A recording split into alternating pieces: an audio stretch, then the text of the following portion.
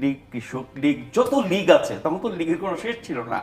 এদের প্রত্যেকেরই অন্যায় অপরাধের কোনো সীমা পরিসীমা নাই। এই সব কিছুরই বিচার হওয়া উচিত। কিন্তু একটি দল, একটি রাজনীতি, একটি আদর্শ আপনি নিষিদ্ধ করে সুফল পাবেন না। কারণ যারা চোখ বন্ধ করে অন্ধভাবে আওয়ামী লীগ সমর্থন করে, আওয়ামী লীগের শত অপরাধের পরও তারা আওয়ামী লীগের সাথেই থাকবে। এরকম উনি একসময় ছিলেন, ওই রাজনীতি সম্পর্কে জানেন, তারা এতটাই নিবেদিত প্রাণ। এখন আওয়ামী লীগ এত অন্যায় এত কিছু করেছে, তার বিচার হচ্ছে এবং বিচার হবে, আমরা প্রত্যেকের বিচার চাই। তারপরে জনগণ তাদেরকে গ্রহণ করে কি করে না, তাদের জনসমর্থন আছে কি আছে না, ধরে নিলাম সাধারণ মানুষের কোনো সমর্থন নাই, তারা নিজেরা তো নিজেদেরকে সমর্থন করবে, তার একটা বড় জনগোষ্ঠী। এদেরকে আপনি যদি নিষিদ্ধ করেন, তার প্রভাব প্রতিক্রিয়া প্রতিফল কি হতে পারে রাজনীতিতে, দেশে, সমাজে, সেটাও ভাববার বিষয়। আর আওয়ামী লীগ আমলে তো বিচার ব্যবস্থা সরকার দ্বারা নিয়ন্ত্রিত হতো সর্বোচ্চ আদালত পর্যন্ত।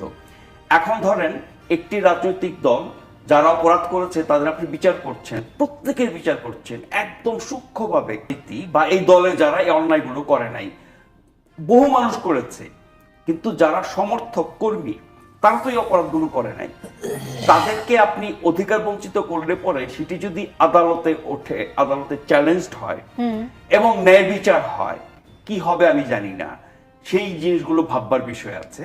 কারণ জামাতে ইসলামীর মতো দল, মুসলিম লীগের মতো দল, আরো অনেক দল যারা বাংলাদেশের জন্মের বিরোধিতা করেছিল, তাদেরকে বিভিন্ন সময় নিষিদ্ধ করা হয়েছে, আবার সিদ্ধ করা হয়েছে। সেই শক্তি কি শেষ হয়ে গেছে? আমি জামাতের কথাই বলি, সবচেয়ে বড় সংগঠন স্বাধীনতা বিরোধিতাকারী, তাদেরকে বিভিন্ন সময় নিষিদ্ধ করা হয়েছে, সিদ্ধ করা হয়েছে। তারা রাজনীতি করেছেন, আবার করেনও নাই।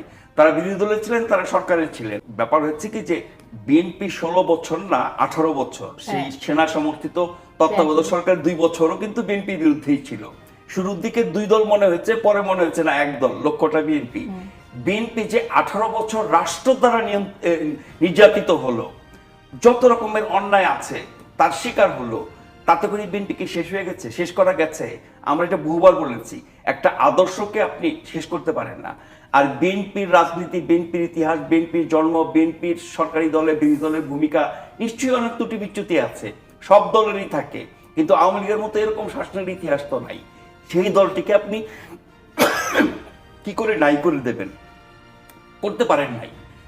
টিকে আছে, টিকে থাকবে, বরং জনসমর্থন বেড়েছে, শক্তি বেড়েছে, সেটা আমরা নির্বাচন আসলে দেখতে পারবো।